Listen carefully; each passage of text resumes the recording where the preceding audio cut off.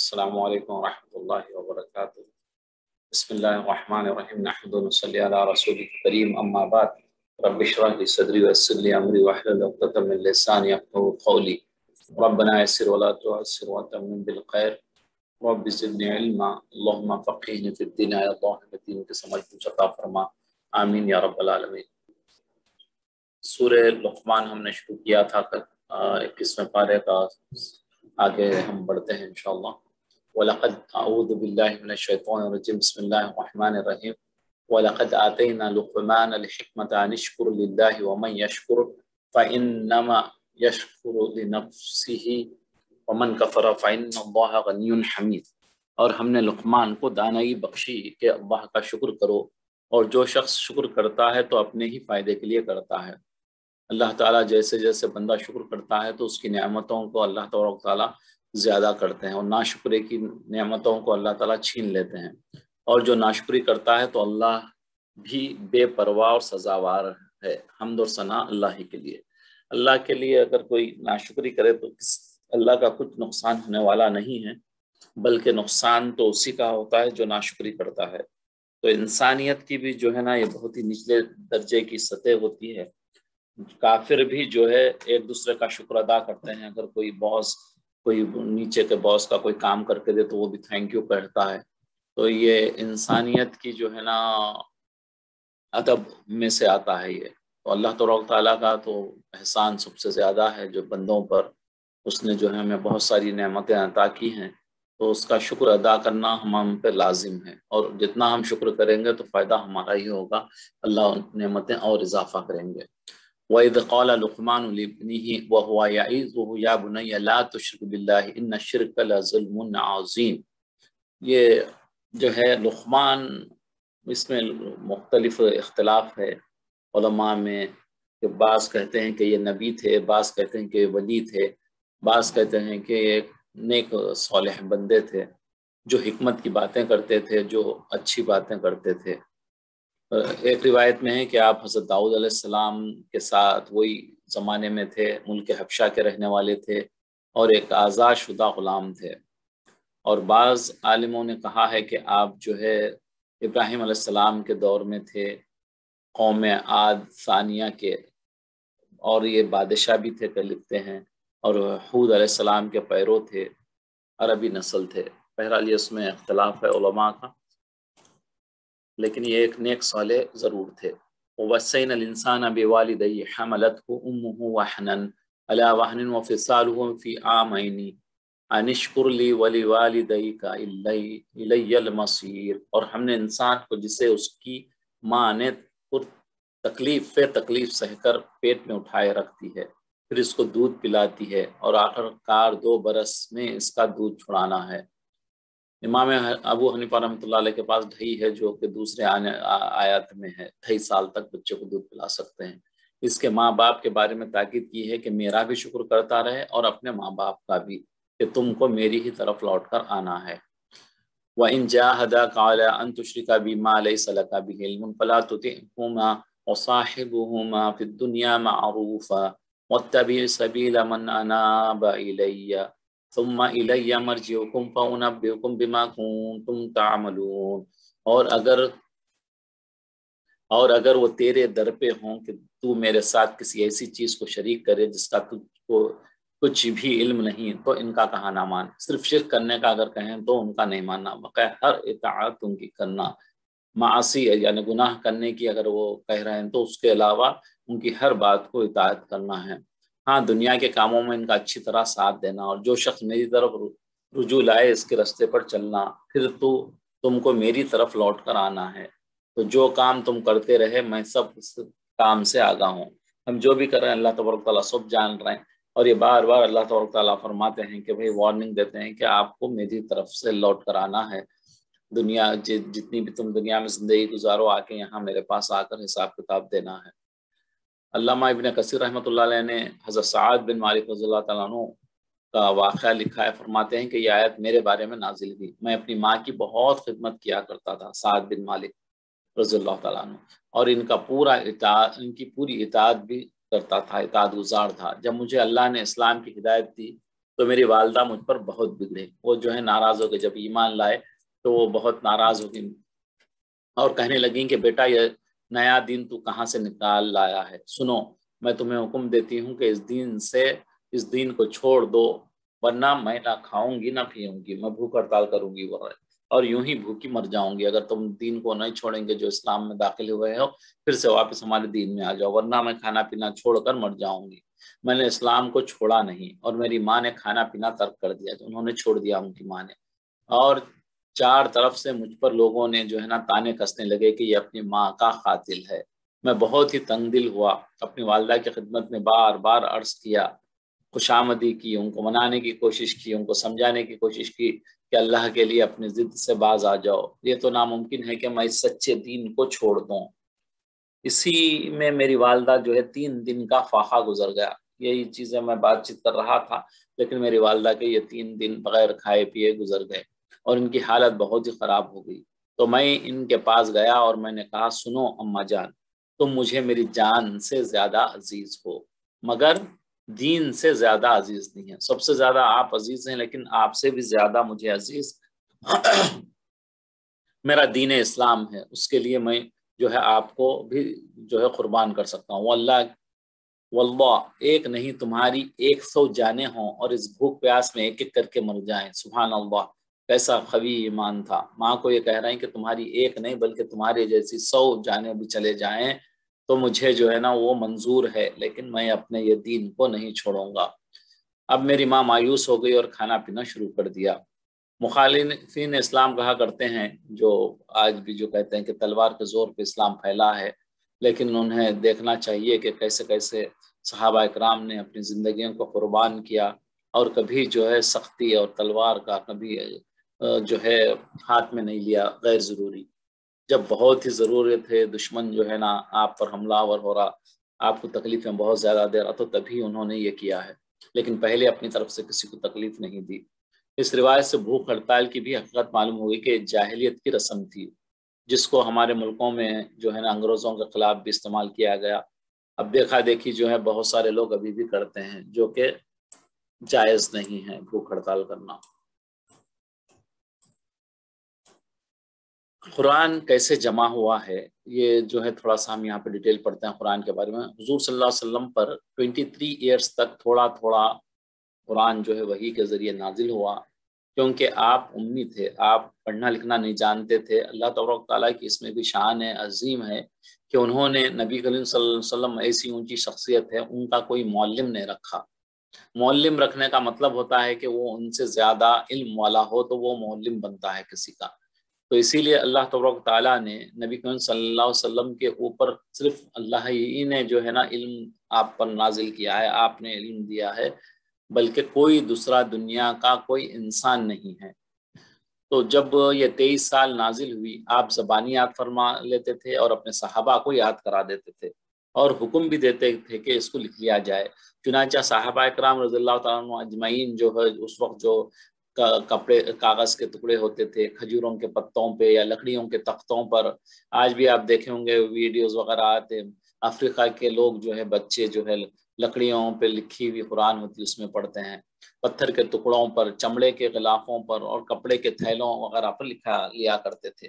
یہ تو عام صحابہ کا حال تھا، لیکن چند صحابہ رضی اللہ تعالیٰ عنہم اجمعین وہ مخصوص تھے جو کتاب وحی کے نام سے پکارے جاتے تھے، جن کو رسول اللہ صلی اللہ علیہ وسلم نے خاص طور سے وحی لکھنے کے لیے منتخب کیا تھا، انہیں جو ہے سلیکٹ کیا تھا۔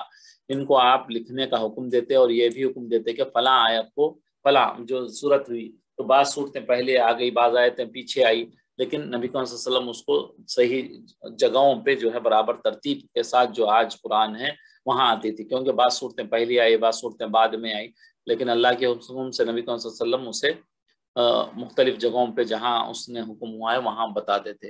یہ سب جو ہے نا الگ الگ لکھتے تھے۔ جب قرآن حکیم کا ایک اچھا خاصا حصہ آ گیا تو رسول اللہ صلی اللہ علیہ وسلم نے اللہ کے حکم پہ اور جبرائیل علیہ السلام کے اشارے پہ اس کو ترتیب سے حفظ کروانا شروع کیا۔ پھر اس کے بعد جب نبی کو اللہ کا حکم ہوا اور جبرائیل علیہ السلام نے اشارہ کیا اس طرف کہ آپ ترتیب کے ساتھ اس کو حفظ کروائیں، جو ترتیب لوح محفوظ میں محفوظ ہے۔ اور جو آج تک موجود ہے۔ جس سال نبی کریم صلی اللہ علیہ وسلم کا وصال ہوا ہے، یعنی آپ صلی اللہ علیہ وسلم کے آخری رمضان 10 ہجری میں، تو دو بار پورا قرآن شریف حضور صلی اللہ علیہ وسلم نے حضرت جبرائیل کو سنایا، اور پھر حضرت جبرائیل نے نبی کریم صلی اللہ علیہ وسلم کو سنایا وہی قرآن۔ 2 دفعہ جو ہے نا دور کیا ہے اس آخری رمضان میں۔ حضور صلی اللہ علیہ وسلم کے انتقال کے وقت ایک خاصی بڑی جماعت صحابہ کی جو ہے وہ آلریڈی حافظ قرآن کی موجود تھی، جن کو پورا قرآن جو ہے یاد تھا، ترتیب کے ساتھ الحمد سے ناس تک سب جو ہے یاد تھا۔ لیکن اس موجود صورت میں صرف اس کی تحریر عمل میں نہیں آئی تھی، یاد تو تھا لیکن کمپلیٹ جو ہے نا کتاب کی شکل میں یا لکھا ہوا جو ہے نا لکھا ہوا نہیں تھا جو ترتیب کے ساتھ ہے۔ 11 ہجری میں جب ہجرت کے 11ویں سال میں حضرت ابو بکر صدیق رضی اللہ تعالیٰ عنہ جب نبی صلی اللہ علیہ وسلم کا انتقال ہو گیا، آپ کے زمانہ خلافت میں جنگ یمامہ واقع ہوئی تھی۔ ہم نے پڑھا تھا ختم نبوت کے تعلق سے جب کیا تھا، جنگ یمامہ میں مسلمہ کذاب جو مدعی جھوٹا نبی پیدا ہوا تھا، اس نے جب نبوت کا اعلان کیا تھا تو ابو بکر صدیق رضی اللہ تعالیٰ عنہ نے اپنی جو ہے قربان دے کے سارے لوگوں کے لیے جو ہے نا اس کے ساتھ جنگ کیے تھے۔ اس میں 70 سے زیادہ حفاظ اکرام شہید ہوئے تھے۔ سب سے زیادہ جو نقصان ہوا تھا کسی جنگ میں نبی کریم صلی اللہ علیہ وسلم کی جب نبوت ملنے کے بعد سے یہ سب سے زیادہ لوگ کا انتقال شہید ہوئے تھے، جس میں 70 صحابہ تھے، جن میں بدری صحابہ تھے، بدر میں جو لڑے ہیں، جن کو جو ہے اللہ تعالیٰ نے معاف کر دیا، ان کے آنے والے گناہوں کو بھی وہ بھی شامل تھے، حفاظ تھے۔ تب حضرت عمر رضی اللہ تعالیٰ عنہ نے حضرت ابو بکر صدیق سے درخواست کی کہ قرآن شریف کے مطابق لوح محفوظ جو ترتیب ہے اس کو جو ہے نا ہم کو لکھنا چاہیے، کیونکہ بہت سارے بڑے بڑے صحابہ جو حافظ قرآن تھے وہ شہید ہو گئے ہیں، تو اس میں جو ہے نا کہیں ہم کو یہ چیز مس نہ ہو جائے، حفاظت قرآن کی شہادتوں سے قرآن کا کوئی حصہ ضائع نہ ہو جائے۔ حضرت ابو بکر صدیق پہلے تو جو ہے نا وہ عذر کرنے لگے کہ بھائی نبی کریم صلی اللہ علیہ وسلم یہ کام نہیں کرے، میں یہ کام کی کیسے جرت کر سکتا ہوں، اگر یہ کرنا ہوتا تو نبی کریم صلی اللہ علیہ وسلم کرتے تھے۔ لیکن عمر رضی اللہ تعالیٰ عنہ نے اس پہ اصرار کیا، ان کو بار بار بولا کہ ورنہ جو ہے یہ قرآن کی ترتیب جو ہے ضائع ہو جائے گی، آپ اس کو اکٹھا کریں۔ پھر اللہ تبارک تعالیٰ نے ابو بکر صدیق کے دل کو کشادہ فرمایا، پھر ان کے دل میں یہ بات الہام کری اللہ تعالیٰ نے، تو پھر آپ نے حضرت زید بن ثابت انصاری رضی اللہ تعالیٰ عنہ کو، جو ان خوش نصیب بزرگوں میں سے ایک ہیں جن کے متعلق نبی صلی اللہ علیہ وسلم نے وصیت فرمائی تھی کہ میرے بعد ان سے قرآن حاصل کرنا، کیونکہ سب سے زیادہ قرآن کا علم جاننے والے تھے زید بن ثابت رضی اللہ تعالیٰ عنہ۔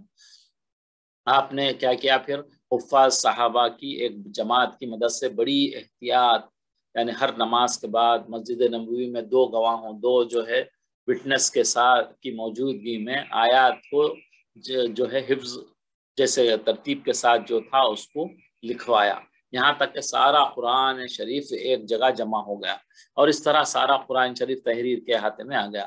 جب یہ سب کچھ ہو گیا تو حضرت ابو بکر صدیق رضی اللہ عنہ اس کو محفوظ فرما دیا، جو پھر آپ کے بعد حضرت عمر تک پہنچا۔ آپ کو کثرت، کیونکہ عمر رضی اللہ تعالیٰ عنہ بہت مصروف ہوا کرتے تھے جہادوں کی وجہ سے، انہیں موقع نہیں ملا کہ اس کی کاپیز بنائیں، لیکن وہ بہت زیادہ تبلیغ اور اشاعت میں اپنا وقت لگاتے تھے۔ جب 23 ہجری میں 11 ہجری میں قرآن کے لیے وہ بھی، پھر 12 سال کے بعد آپ کا انتقال ہو گیا، شہادت ہو گئی عمر رضی اللہ تعالیٰ عنہ کی۔ آپ کی صاحبزادی ام المومنین حضرت حفصہ رضی اللہ تعالیٰ عنہ کے پاس یہ قرآن امانت میں آیا۔ حضرت عثمان رضی اللہ تعالیٰ عنہ جب خلیفہ ہوئے اس وقت اسلام دور ملکوں تک پہنچ گیا تھا، اور نو مسلموں کی جو ہے بہت سارے لوگ آ گئے تھے اور مل گئے تھے، تو نان مسلمز بھی جو اسلام لا لیے تھے، تو ایک قراءت میں کہیں گڑبڑ نہ ہو جائے، جو پڑھنے کا جو اسٹائل ہے جو ہم جو پڑھتے ہیں اس میں جو ہے نا غلط نہ پڑھنے لگے، کیونکہ جو ہے عرب نہیں ہیں یہ لوگ، نان عربس ہیں، تو ان کو عربی نہیں آتی، تو اگر سے اس پہ برابر نہیں رہے گا لکھ کے ہم رکھیں گے تو لوگ غلط پڑھ سکتے ہیں، تو اس کا ان کو ڈر تھا۔ تو اس کے بعد حضرت عثمان رضی اللہ تعالیٰ عنہ نے حفصہ رضی اللہ تعالیٰ عنہ سے کے پاس کسی کو بھیج کر وہ مصحف منگوایا، وہ کتاب منگائی، پھر اس کے بعد وہ جو ہے یہ حفصہ رضی اللہ تعالیٰ عنہ نے وہ دے دیا عثمان رضی اللہ تعالیٰ عنہ کو۔ حضرت عثمان غنی رضی اللہ تعالیٰ عنہ نے حضرت زید بن ثابت، حضرت عبداللہ بن زبیر، حضرت سعید بن عاص، حضرت عبد الرحمن بن حارث، یہ سب قرآن کے ماہر تھے، ایکسپرٹس تھے، عالم تھے یہ لوگ، ان سب کو بلایا اور فرمایا کہ قرآن کریم قریش کی قرأت پر قریش جیسے پڑھتے ہیں ایسا لکھو، کیونکہ قرآن انہی کی زبان میں نازل ہوا ہے۔ ان بزرگوں نے اس کام کو نہایت احتیاط کے ساتھ کیا اور اس کی جو ہے نا 7 کاپیز بنائے، ایک مدینہ منورہ میں رکھی، ایک مکہ مکرمہ کو بھیجی، ایک جو ہے عراق کے بصرہ جو ہے اس کو بھیجی، اور ایک عراق کے کوفہ کو بھیجی شہر کو، کیونکہ یہ تعلیم کے بڑے بڑے جگہ تھے یہ علم کے، اور اس کے بعد شام کو ایک بھیجی، یمن کو ایک بھیجی، اور بحرین میں ایک بھیجی، اور حکم دیا کہ اس کی جو ہے اور کاپیز بنائے جائیں۔ اللہ تعالیٰ سے جو ہے نا، اور ایک چیز یہاں پہ ایک واقعہ لکھا ہے 1904 میں ماسکو میں مسلمانوں نے کتب خانہ قائم کیا جس میں وہ مصحف عثمانی بھی موجود ہے، جس کو پڑھتے ہوئے آپ شہید ہوئے تھے۔ جو عثمان رضی اللہ تعالیٰ عنہ جس قرآن پہ پڑھ رہے تھے، جس پہ شہید ہوئے تھے، وہ آج بھی جو ہے ماسکو میں موجود ہے وہ قرآن، جس پہ اپنے جو ہے عثمان غنی رضی اللہ تعالیٰ عنہ کے خون کے چھینٹے ہیں، کیونکہ اللہ تعالیٰ جو ہے اپنا یعنی کہ وعدہ کیا ہے اس میں، اللہ تعالیٰ کے قرآن کو حفاظت سے رکھے گا۔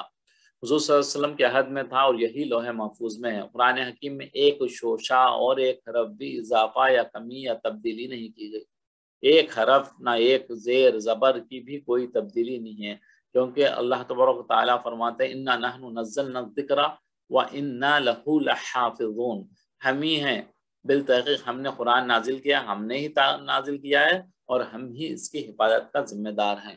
تو آج ہم دیکھتے ہیں کہ چھوٹے چھوٹے بچے 6-7 سال کے بچے پورا قرآن ایک زیر زبر کی بھی اس میں جو ہے نا رد و بدل کے بغیر یاد کرتے ہیں، تو یہ قرآن کا معجزہ ہے۔ اور اللہ تبارک و تعالیٰ نے جو وعدہ کیا ہے کہ قرآن کی حفاظت کا، یہ اس کی ایک بڑی نشانی ہے کہ وہ چھوٹے چھوٹے بچوں کے سینوں میں ہیں، بغیر دیکھے وہ پڑھتے ہیں پورا، اور ایسے پڑھنے والے بھی ہیں جو پیچھے ریورس سے بھی پڑھنے والے ہیں، اتنے ایکسپرٹس ہیں آج دنیا میں، پوری قرآن میں بغیر ایک غلطی کے بھی پڑھنے والے ہیں، ماشاءاللہ سے یہ قرآن کا معجزہ ہے۔ دودھ پینے کے تعلق سے میں نے کہہ دیا ہے کہ 2.5 سال تک جو ہے ہمارے امام ابو حنیفہ رحمۃ اللہ علیہ فرماتے ہیں کہ سورہ احقاف جو سورہ ہے 26ویں پارے میں، اس میں 2.5 سال تک ہے، تو بچوں کو جو ہے دودھ 2.5 سال تک پلایا جا سکتا ہے۔ یا بنی انہا ان تک مثقال حبۃ من خردل فتکن من صخرۃ او فی السماوات او فی الارض یأتی بها اللہ ان اللہ لطیف خبیر۔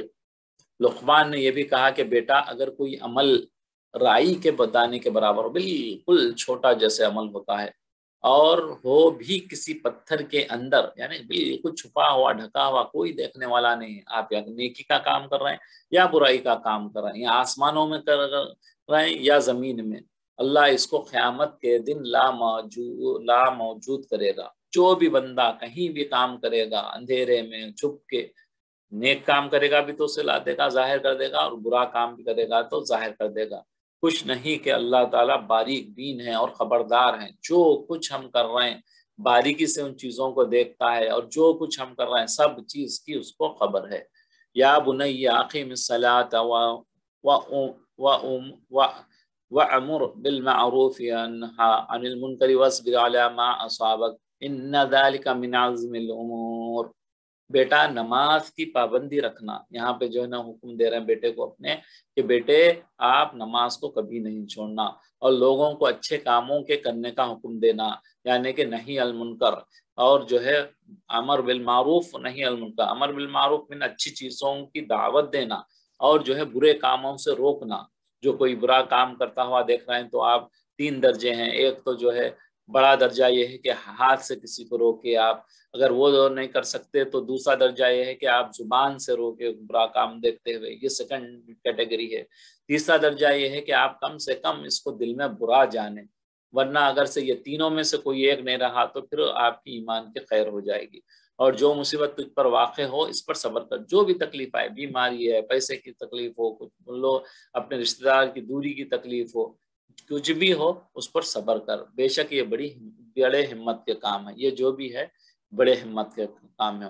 ولا تصعر خدك للناس ولا تمشي في الارض مرحا ان الله لا يحب كل مختال فخور۔ اور کیا ہے غرور سے لوگوں سے جو ہے نا منہ نہ پھیر، لوگوں سے جو ہے نا اپنے آپ کو کیا کہتے ہیں آپ منہ نہ پلٹا لے اپنا، اور زمین میں اکڑ کر نہ چل۔ کتنے چیزیں آپ نے دیکھا، نماز کی پابندی کر، اچھے کام کر، لوگوں کو نیکی کا حکم کرو، بری بات سے روکو، پھر جو ہے مصیبت کے وقت صبر کرو، مصیبت اگر پیش آ جائے، اور یہاں لوگوں سے جو ہے کنارہ نہ کرو، ان سے منہ نہ پھیرو غرور سے گھمنڈ سے، اور زمین پر اکڑ کر نہ چلو۔ خدا کسی اترانے والے کو خود پسند کو پسند نہیں کرتا، اترانے والے کو اللہ تعالیٰ پسند نہیں کرتے۔ وقصد فی مشی کا وقت من صوتک ان انکر الاصوات لصوت الحمیر۔ اور ایک یہاں پہ ہم کو یہ مل رہا ہے کہ اور اپنی چال میں اعتدال کے ساتھ، میانہ روی کے ساتھ، زیادہ نہ اکڑ کے نہ زیادہ جھک کے، یعنی اعتدال کے ساتھ، بیچ کا راستہ ہر جگہ اسلام میں۔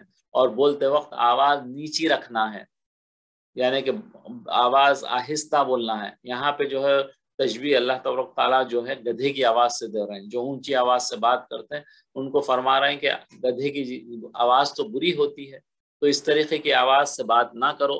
اور یہ اتنی بہترین اس میں اللہ تعالیٰ کی حکمت ہے جو بندوں کو دی گئی ہے، یہ ایک بھی کہ بندہ جب آہستگی سے بات کرتا ہے تو سامنے جو ہے قبولی ہو جاتی ہے، جو سامنے والا اس کو ایکسیپٹ کر لیتا ہے۔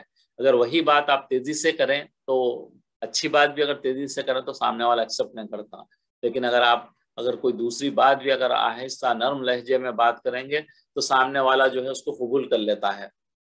تو اسی لیے یہاں پہ حکم ہو رہا ہے کہ آپ جو ہے نرمی سے بات کرو، نرمی اختیار کرو اپنے بات چیت کے انداز میں۔ جیسے گدھا بڑی اونچی آواز سے بات کرتا ہے، ایسی بات نہ کی جائے۔ ومن کفر فلا يحزنك كفره الینا مرجعکم فننبئهم بما عملوا ان اللہ علیم بذات الصدور۔ اور جو کفر کرے تو اس کا کفر تمہیں غمناک نہ کر دے۔ نبی صلی اللہ علیہ وسلم وہ رہیں گا اگر کوئی جو ہے آپ کا دین نہیں مان رہا ہے، آپ کی اطاعت نہیں کر رہا ہے، تو آپ غمگین نہ ہو، ان کو ہماری طرف لوٹ کر آنا ہے، آپ گھبرائیے مت، آپ غمگین نہ ہوئیے، یہ نہیں مان رہے تو میرے پاس آئیں گے، جو کام وہ کیا کرتے تھے ہم ان کو جتا دیں گے، جو وہ کہاں کرتے تھے، جو بدماشیاں کرتے تھے، جو اللہ کی نافرمانی کرتے تھے، جو آپ کی نافرمانی کرتے تھے، ہم انہیں بتا دیں گے۔ بے شک اللہ دلوں کی باتوں سے واقف ہے، آپ کے دلوں کے بھید جو دل میں ہمارے آتے ہیں وہ بھی اللہ تبارک و تعالیٰ جانتے ہیں۔ آپ نے کیا نہیں لیکن آپ کے دل میں بات آ جائی تو وہ بھی اللہ تبارک و تعالیٰ جانتے ہیں۔ لیکن اللہ تعالیٰ اتنے کریم، اتنے حکیم ہیں، اتنے جو ہے آپ انصاف والے ہیں اللہ تبارک تعالیٰ۔ اگر کوئی بندہ گناہ کا دل میں ارادہ کرتا ہے تو تب تک وہ گناہ نہیں کرتا، اسے وہ گناہ کا جو ہے سزا نہیں ملتی، اس کا عذاب نہیں ملتا، بلکہ لیکن اگر کوئی نیکی کا ارادہ کرتا ہے تو اللہ تبارک تعالیٰ اتنی کریم ہیں، اتنے کریم ہیں، صرف نیکی کے ارادے پہ بھی اسے اجر عطا فرماتے ہیں۔ جب وہ کر دیتا ہے تو پھر اور اجر عطا کرتے ہیں، اگر نہ کرتا ہے تو پہلے جو اس نے نیت کی ہے وہ نیت پہ بھی اس کو اجر عطا فرماتے ہیں۔ نُمَتِّعُهُمْ قَلِيلًا ثُمَّ نَضْطَرُّهُمْ إِلَىٰ عَذَابٍ غَلِيظٍ۔ ہم ان کو تھوڑا سا فائدہ پہنچائیں گے، پھر عذاب شدید کی طرف مجبور کر کے لے جائیں گے۔ تھوڑے دن ان کو مہلت دیں گے کہ کھاؤ پیو موج مناؤ، لیکن پھر دوبارہ جو ہے انہیں پکڑ لیں گے عذاب میں۔ وَلَئِن سَأَلْتَهُم مَّنْ خَلَقَ السَّمَاوَاتِ وَالْأَرْضَ لَيَقُولُنَّ اللَّهُ قُلِ الْحَمْدُ لِلَّهِ بَلْ أَكْثَرُهُمْ لَا يَعْلَمُونَ۔ اور اگر تم ان سے پوچھو کہ آسمان اور زمین کو کس نے پیدا کیا تو بول اٹھیں گے کہ اللہ نے۔ کہہ دو کہ اللہ کا شکر ہے، لیکن ان میں اکثر سمجھ نہیں رکھتے۔ اللہ کا شکر ہے لیکن یہ لوگ سمجھتے نہیں۔ للہ ما فی السماوات والارض ان اللہ هو الغنی الحمید۔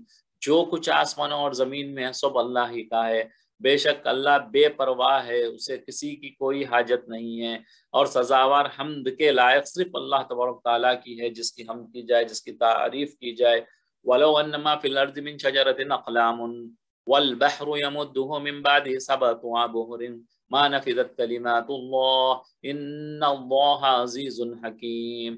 اور اگر یوں ہو کہ زمین میں کتنے ٹریز ہیں، کتنے پلانٹس ہیں، سب کے اللہ تعالیٰ ان کے سب کے جو ہے کیا بنا دیں، پین بنا دیں، اور کیا کریں سمندر، جتنی سمندر ہیں ان کو کیا کر دیں سیاہی بنا دیں، انک بنا دیں، اس کے بعد اور 7 سمندر لے آؤ اس کی بھی انک بنا دو، لیکن اس کے بعد اب لکھتے رہو اللہ کی بڑائی، اللہ کی کبریائی، اللہ کی جو ہے رحمتیں نعمتیں جو ہے اس کو لکھنا شروع کرو۔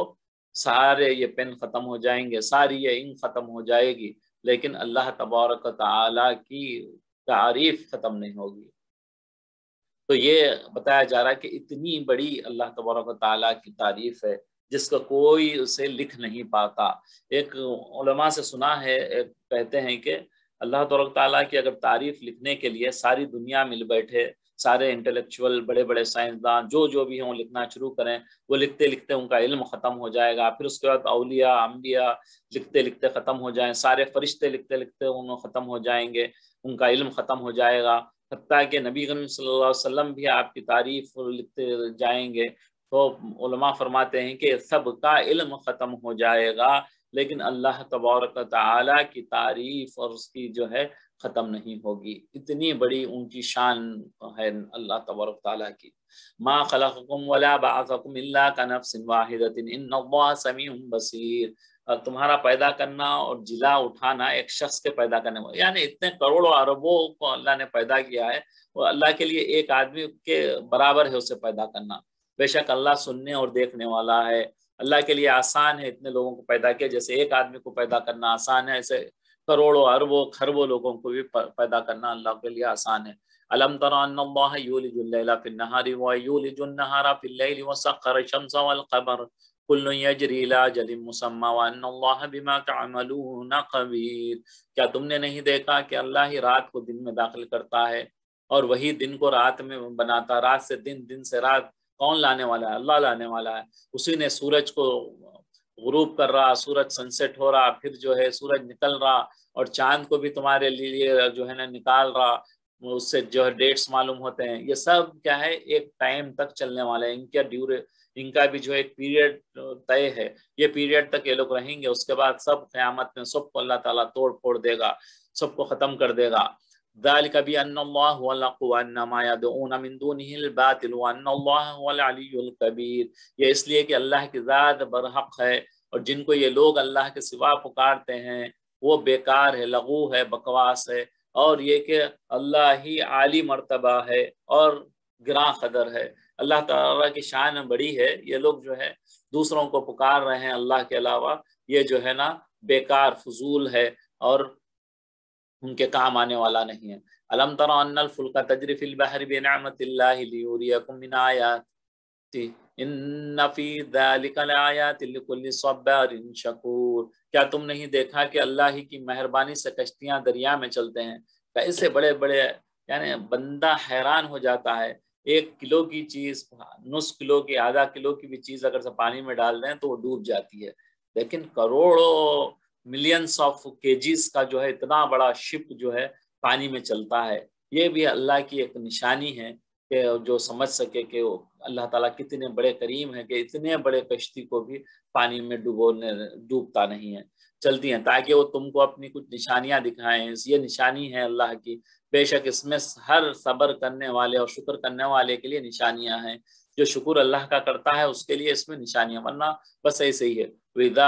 وَإِذَا غَشِيَهُم مَوْجٌ كَالظُّلَلِ دَعَوُا اللَّهَ مُخْلِصِينَ لَهُ الدِّينَ فَلَمَّا نَجَّاهُمْ إِلَى الْبَرِّ فَمِنْهُم مُّقْتَصِدٌ وَمَا يَجْحَدُ بِآيَاتِنَا إِلَّا كُلُّ خَتَّارٍ كَفُورٍ۔ اور جب ان پر دریا کی لہریں سائبانوں کی طرح چھا جاتی ہیں تو اللہ کو پکارنے لگتے ہیں۔ جب جو ہے طوفان آنے لگتے ہیں تو کیا کرتے ہیں؟ اللہ کو پکارنے لگتے ہیں، خالص اس کی عبادت کرنے لگتے ہیں۔ پھر جب وہ، جیسے پچھلی بھی ہم کلاس میں پڑھے تھے، اور پھر ان کو جب اللہ تعالیٰ بچا کے کشتی میں سے، سمندر سے ان کو باہر نکال کے لاتا ہے، تو پھر وہی جو ہے نا ناانصافی کرنے لگتے ہیں اور ہماری نشانیوں کا انکار کرتے ہیں۔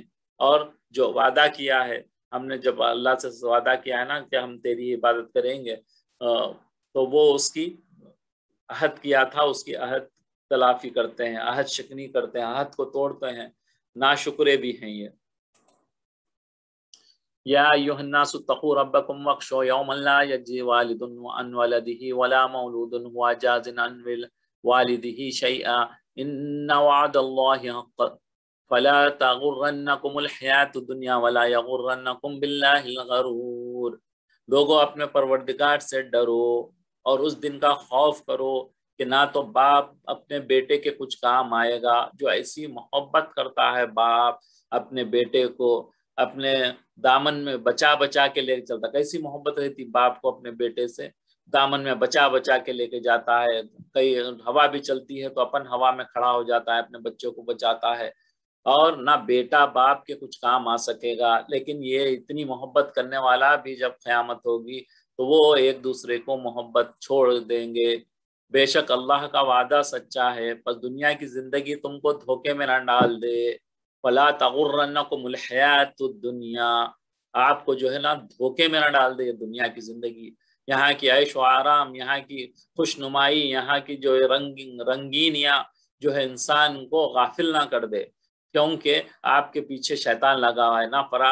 میں نہ ڈال دے, دھوکے میں نہ ڈال دے, اور نہ فریب دینے والا شیطان تمہیں اللہ کے بارے میں کسی طرح کا فریب دے, تمہیں دھوکے میں ڈال دے. شیطان جو ہے لگا ہے پیچھے آپ کو, یہ جو ہے چمک دھمک جو دنیا کی ہے, یہ رنگینیاں جو ہے, اس میں کہیں گم ہو کے تم اللہ کو بھول نہ جانا. اس رنگینیوں میں جو ہے اپنے جو اللہ تعالیٰ جو تم کو حکم دیے ہیں اس کو نہ توڑ دینا, یہ شیطان کے فریب میں آ کر. ان اللہ عندہ علم الساعۃ وینزل الغیث ویعلم ما فی الارحام وما تدری نفس ماذا تکسب غدا وما تدری نفس بأی ارض تموت ان اللہ علیم خبیر. اللہ ہی کو قیامت کا علم ہے, اور وہی پانی کب برستا ہے, کہاں برستا ہے, یہ اللہ ہی کو معلوم ہے.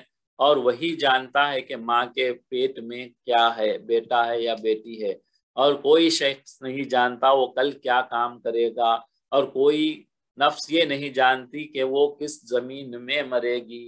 کوئی نہیں جانتا, اللہ کے سوا کوئی نہیں جانتا کہ کون کہاں مرنے والا ہے.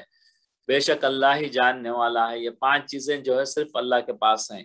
رسول اللہ صلی اللہ علیہ وسلم قیامت کب آئے گی, بارش کب ہوگی, بیوی بچہ جو ہے کون کیا ہوگا, بیٹا بیٹی, کل کیا کروں گا, اور میں کیا کہاں مروں گا, یہ سب صرف اللہ کے پاس ہے. حضرت عبداللہ بن عمر رضی اللہ تعالیٰ عنہ سے روایت ہے کہ رسول اللہ صلی اللہ علیہ وسلم نے فرمایا کہ مفاتیح الغیب یعنی غیب کی کنجیاں 5 چیزیں ہیں جن کو اللہ کے سوا کوئی نہیں جانتا. اللہ کے سوا کوئی نہیں جانتا کہ کل کیا ہوگا, اللہ کے سوا کوئی نہیں جانتا کہ پیٹوں میں کیا ہے, اللہ کے سوا کوئی نہیں جانتا کہ بارش کب کہاں ہوگی, اللہ کے سوا کوئی نہیں جانتا کہ وہ کہاں مرے گا, اور اللہ کے سوا کوئی نہیں جانتا کہ قیامت کب آئے گی. اور ایک روایت کے ذیل میں ہمارے امام ابو حنیفہ رحمۃ اللہ علیہ جو ہے منصور عباسی کا خواب بیان کرے ہیں کہ ان کو خواب آیا تھا, اور خواب میں عمر کے 12 سوال کیا میری کتنی عمر باقی ہے. انہوں جو ہے نا اپنی بقیہ عمر, جب ان کی ٹوٹل مرنے سے 12 سال پہلے وہ جو ہے نا سوال کیے تھے, وہ ایک خواب دیکھے تھے, اور خواب میں جو ہے فرشتہ جو ہے ان کو 5 انگلیوں کا اشارہ کیا تھا کہ 5 انگلی کا اشارہ کر کے غائب ہو گیا. یہ تو خلیفہ منصور نے تابعداروں سے سامنے اپنا خواب بیان کیا. ان میں حضرت امام حنیفہ بھی شامل تھے. تعبیر دینے والوں میں بہت ساروں, کچھ نے کہا کہ بھئی آپ کی عمر 5 سال باقی رہ گئی, اور کچھ نے کہا کہ 5 مہینے, اور کسی نے کہا کہ 5 دن. لیکن امام ابو حنیفہ رحمۃ اللہ علیہ نے فرمایا کہ آپ کے جو ہے نا ملک الموت جو 5 انگلیاں جو بتایا تھا آپ کو, تو اس کا وہی مطلب ہے جو ہم نے ابھی پڑھا ہے, یعنی کہ مجھے تمہاری بقیہ عمر کا پتہ نہیں, کیونکہ یہ اللہ کے پاس ہے. اس کی کنجیاں یا غیب کی کنجیاں کون کب مرے گا وہ اللہ کے سوا کوئی نہیں جانتا. تو اب یہ ہمارا سورہ لقمان ختم ہوا. اب سورہ سجدہ. بسم اللہ الرحمن الرحیم. الف لام میم تنزیل کتاب لا ریب فیہ من رب العالمین. اس میں کچھ شک نہیں ہے, یہ کتاب نازل کیا جانا تمام جہانوں کے پروردگار کی طرف سے ہے. اس میں کوئی شک نہیں کہ اللہ کی طرف سے جو سارے جہانوں کا رب ہے اس کی طرف سے نازل کی گئی ہے. ام یقولون افتراہ بل هو الحق من ربک لتنذر قوما ما آتاهم من نذیر من قبلک لعلهم یهتدون. کیا یہ لوگ یہ کہتے ہیں کہ پیغمبر اس کو از خود یا خود گھڑ لیے ہیں, خود بنا لیے ہیں, قرآن کہتے ہیں, بلکہ وہ تمہارے پروردگار کی طرف سے حق ہے تاکہ تم ان لوگوں کو ہدایت کرو جن کے پاس تم سے پہلے کوئی ہدایت کرنے والا نہیں آیا, تاکہ یہ رستے پر چلیں. مشرکین میں کتنے مکے میں پرابلمز تھے جب نبی صلی اللہ علیہ وسلم اس دنیا میں آئے, پھر آپ کو نبوت ملی. اس سے پہلے کیا تھا, بچیوں کو جو ہے دفن کر دیتے تھے, नंगे मक्के का और काबे का तवाफ करते थे, एक दूसरे से इतना लड़ते थे कि उनकी नेक्स्ट जनरेशन तक वो लड़ाइयाँ चले जाती थी। बहुत सारे गुनाह उनमें शामिल थे। अल्लाहुल्लज़ी खलक़स समावाति वल अर्ज़ वमा बैनहुमा फ़ी सित्तति अय्यामिन थुम्मा इस्तवा अलल अर्श मा लकुम मिन दूनिही मिन वलिय्यिन वला शफ़ी अफ़ला ततज़क्करून। अल्लाह ही तो है जिसने आसमान और जमीन को, जो चीज इन दोनों में है, सबको 6 दिन में बनाया, 6 डेज में सब कुछ जो है बनाया, फिर अर्श पर जा ठहरा।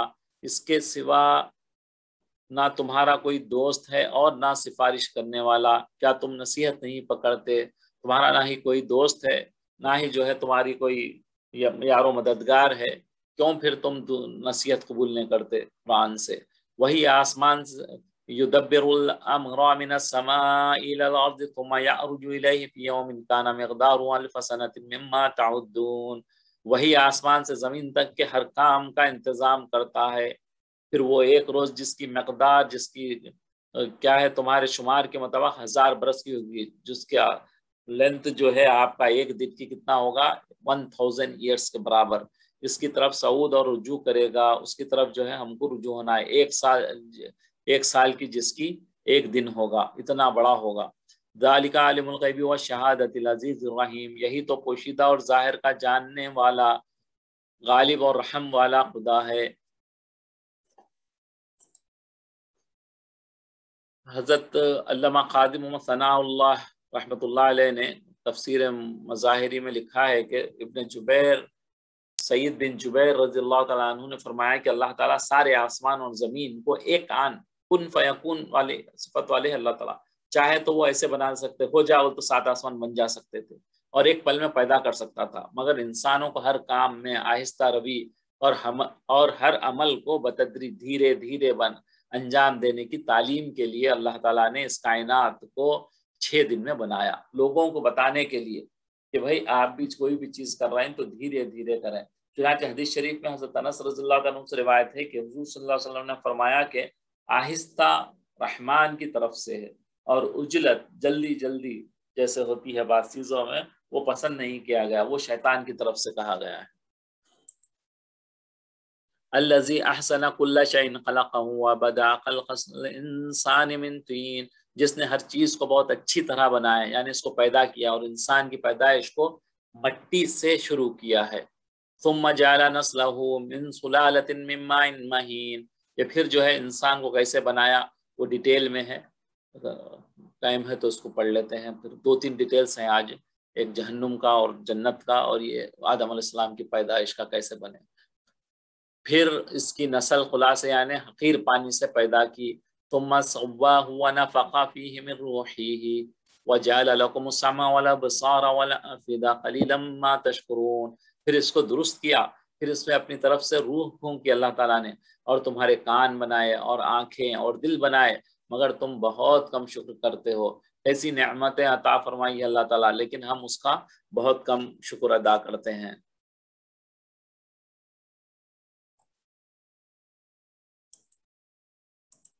हज़रत आदम अलैहिस्सलाम, अल्लाह ताला ने आदम अलैहिस्सलाम को पैदा करना चाहा तो 10 दिन में इनकी मट्टी को जमा किया और 20 दिन तक इसे पानी में छोड़े रखा, यानी कि भिगो के जो है उसको पानी में छोड़े रखा। दिन में इनकी सूरत बनाई, 40 दिन में इनकी सूरत बनाई, इनको क्या करे 20 दिन तक फिर उसको छोड़े रखा, यहाँ तक कि वो मिट्टी से मुंतकिल होकर जिसमें यानी कि बॉडी की शक्ल तैयार हो तरफ आ गए, वो बॉडी की तरफ हो गए। ये तमाम 3 माह होते हैं। इसके बाद अल्लाह ताला ने उन्हें जन्नत की तरफ उठा लिया और जन्नत ही में इनकी रूह फूंकी गई, जन्नत ही में हजरत हव्वा इनसे पैदा की गई।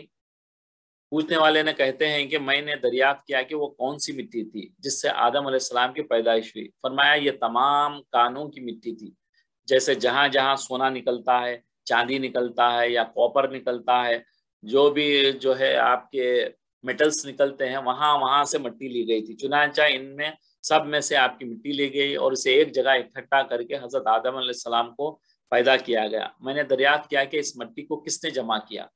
फरमाया फरिश्तों ने और जिन से अल्लाह ने इकट्ठा कराया। फरिश्ते और जिन जो है ना मिट्टी को इकट्ठा करे चाहा, मगर सबसे ज्यादा मिट्टी जिब्राइल सलाम ने उठाई, इसलिए कि अल्लाह ताला ने इनसे वादा फरमाया था कि مٹی کی ایک مخلوق ہوگی جس سے بڑھ کر اللہ کے ہاں کوئی مخلوق نہ ہوگی، فرشتے بھی نہیں ہیں مٹی کی مخلوق سے بڑھ کے، اور جبرائیل علیہ السلام اس کے ساتھی اور رفیق ہوں گے، اور اس سے جبرائیل کو بہت برکت ہوگی، اور وہ مخلوق سید الوجود محمد صلی اللہ علیہ وسلم ہیں۔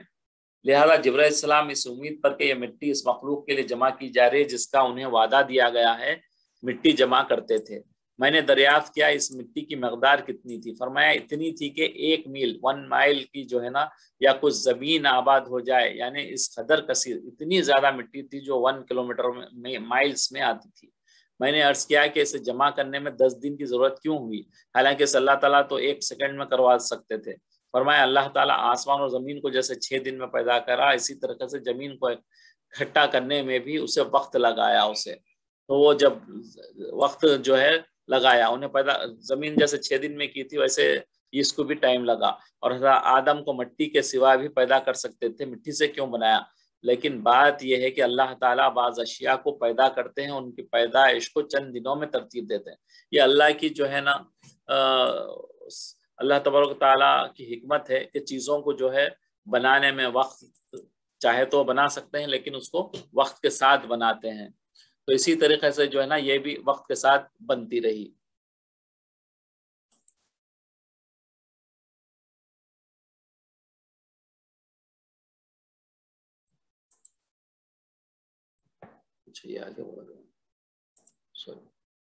جس میں مٹی ڈالی گئی اور 20 دن اسی میں پڑی رہی۔ فرمایا ایک خاص پانی تھا جس میں آدم اور ان کی ضروریت کا نفع تھا، کیونکہ یہ پانی زمین کا پانی تھا، جس کی طرف یہ بہت ڈیٹیل میں ہے، تو اس کو ہم شاید بعد میں آخر کے میں تھوڑا سا پڑھ لیتا ہوں۔ اس میں جنت میں جب وہاں آ گئے تو اس میں روح داخل بھی، اور ساتھ ہی ساتھ عقل اور علم بھی اللہ تعالیٰ ڈال دیے، اور ان کو اللہ کی پہچان بھی ہوگی، معرفت۔ جتنی اللہ کی پہچان ہوتی ہے اللہ بندے میں، انسان میں جب جتنی اللہ کو پہچانتا ہے اتنا ہی وہ کیا کرتا ہے، اللہ سے ڈرتا ہے، اللہ سے محبت کرتا ہے، گناہوں سے بچتا ہے، نیکیاں کرتا ہے، جتنے اللہ کو جانتا ہے۔ دیکھیں اب ہم میں جتنا ہم اللہ کو پہچانتے ہیں، جیسے علماء ہیں وہ اتنا اللہ کو پہچانتے ہیں تو ان کی زندگی پوری اللہ اللہ کرتے ہوئے گزر جاتی ہے، اور وہ جو اللہ کو نہیں پہچاننے والا ہے تو وہ گناہوں میں ملوث ہو کے اس کی زندگی گزرتی ہے۔ اس وقت حضرت آدم نے کھڑا ہونا چاہا، جب ان کو بنایا گیا تو ٹھہرنے جا رہے تھے، لیکن ان کو لرزہ آیا اور گر پڑے، جس طرح کے بچے اٹھنے لگتے ہیں تو گر پڑتے ہیں۔ اس کے بعد اللہ تعالیٰ نے انہیں وہ مشاہدہ، وہ چیز عطا کی ان کو جس کا ذکر اسماء الحسنی میں کیا جا چکا ہے، وہ آگے ہم پڑھیں گے، شاید یہ ہم نے نہیں پڑھا ابھی۔ جب آپ کو یہ مشاہدہ ہوا تو آپ کی زبان سے اللہ اللہ اللہ لا الہ الا اللہ محمد الرسول اللہ نکلا۔ اس پر اللہ تعالیٰ نے آپ کو قوت عطا فرمائی جس سے آپ سیدھے کھڑے ہو کر جنت میں چلنے پھرنے لگے، جہاں جاتے۔ اس کے بعد آپ کی پسلی میں ایک دمبل، ایک پھنسی جیسا ہو گیا، موٹا جیسا ہو جاتا، اس کو دمبل بولتے ہیں ہم لوگ بھی، نمودار ہوا، نکلا وہ، جس سے آدمی کے سر جتنا ایک بڑا پھوڑا سا بن گیا وہ، جس میں سے پھٹ کر ایک چھوٹا سا ڈھانچہ نکلا اور نیچے گر گیا۔ حضرت آدم نے اسے دیکھا تو اسے اپنی شکل کا پایا اور اسے ویسا ہی چھوڑ دیا۔ جنت کی ہوا اور جھونکے اس ڈھانچے کو لگتے رہے، جس سے اس میں بہت جلد نشوا، وہ بڑھتے گیا، جیسے جیسے وہ ہوا لگتے رہی وہ بڑھتے گیا، بہت جلد بڑا ہو رہا ہے۔ لہذا آپ اس سے مانوس ہونے لگے، اس سے جو ہے نا ایک دل میں محبت کشش ہونے لگی ان کو۔ اللہ نے اس ڈھانچے میں عقل ڈال دی اور اس نے حضرت آدم سے کلام کرنا شروع کر دیا۔ اور کیا اس میں اللہ تعالیٰ عقل ڈال دی تو وہ کیا کرے، ہمارے آدم علیہ السلام سے بات چیت کرنے لگے۔ یہی بی بی حوا علیہ السلام تھی، اللہ تعالیٰ نے انہیں ایسے پیدا کیا۔ حضرت عبد الحق محدث دہلوی رحمۃ اللہ علیہ نے اپنی کتاب میں لکھا ہے کہ حضرت آدم علیہ السلام کا حضرت حوا علیہ السلام سے نکاح ہوا۔ ملائکہ نے حضرت آدم علیہ السلام سے مہر ادا کرنے کو کہا۔ آپ نے پوچھا مہر کیا ہے؟ فرشتوں نے کہا کہ رسول مقبوض محمد رسول اللہ صلی اللہ علیہ وسلم پر 3 بار درود پڑھنا، اور ایک روایت میں 20 بار درود۔ وہاں بھی جو ہے نا آپ نے مہر دیا ہے، وہ مہر کیا تھا؟ درود تھا۔ اسی طریقے سے بعض روایتوں میں آتا ہے کہ صحابہ اکرام رضی اللہ تعالیٰ عنہم اجمعین کے دور میں بھی بعض خواتین نے اپنے مہر میں ایک ایک سورت لی ہے، بولے کہ آپ مجھے یہ سورت سنا دو، یہ میرا مہر ہے۔ سبحان اللہ، کتنا آسان مہر تھا اس دور میں۔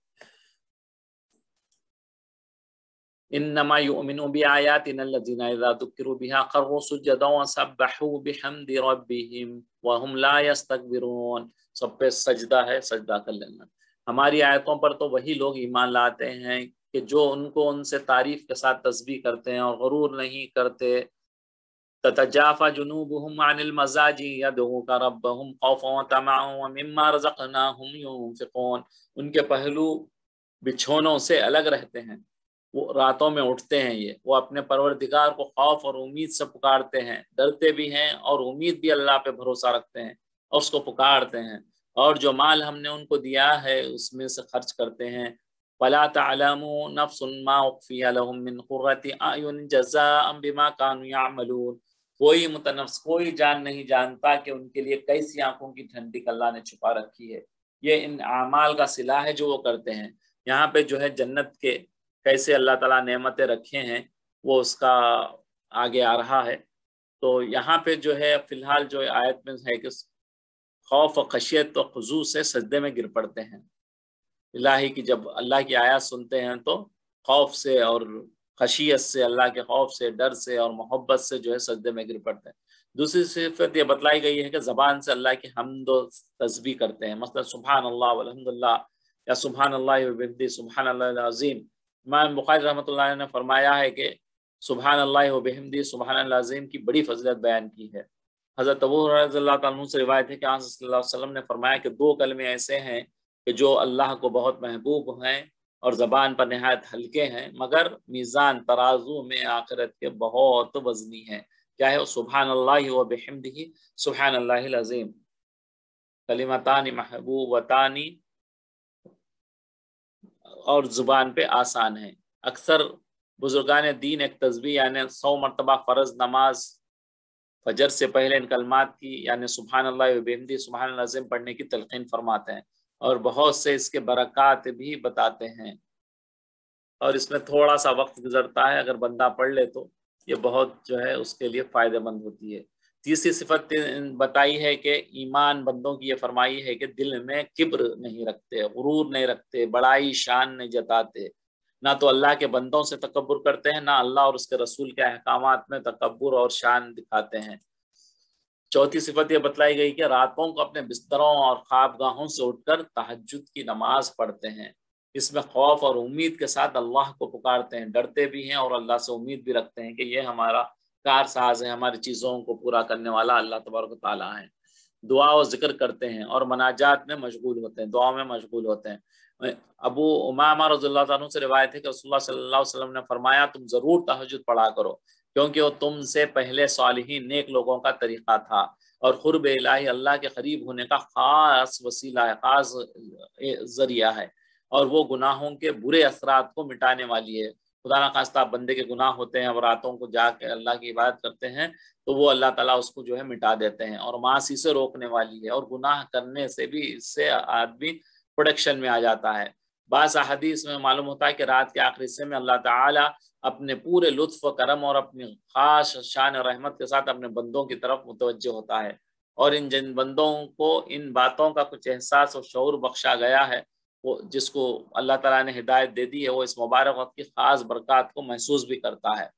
अस्मा बिन यजीद रज़ियल्लाहु अन्हा से रिवायत है, रज़ियल्लाहु ताला अन्हा से रिवायत है कि रसूलुल्लाह सल्लल्लाहु अलैहि वसल्लम ने फरमाया कि जब अल्लाह ताला अव्वलीन व आखिरीन को क़यामत के रोज़ जमा फरमाएंगे, ये बहुत इंपॉर्टेंट हदीस है, देखिए, फरमाएंगे तो अल्लाह ताला की तरफ से एक मुनादी, एक पुकारने वाला पुकारेगा, जिसकी आवाज़ तमाम मखलूक सुनेगी। वो आवाज़ जो है देगा कि अहले महशर, आज जान लें कि अल्लाह के नज़दीक कौन लोग इज़्ज़त व आराम के मुस्तहिक़ हैं। फिर वो फरिश्ता आवाज़ लगाएगा कि ऐ अहले महशर में से वो लोग खड़े हों जिनकी सिफत ये थी, ततनाजा फी जुनूबिहिम अनिल मज़ाजिअ, यानी इनके पहलू बिस्तरों से अलग हो जाते हैं। इस आवाज़ पर ये लोग खड़े होंगे जिनकी तादाद बहुत थोड़ी होगी। अल्लाह ताला हमको इसमें शामिल फरमाए।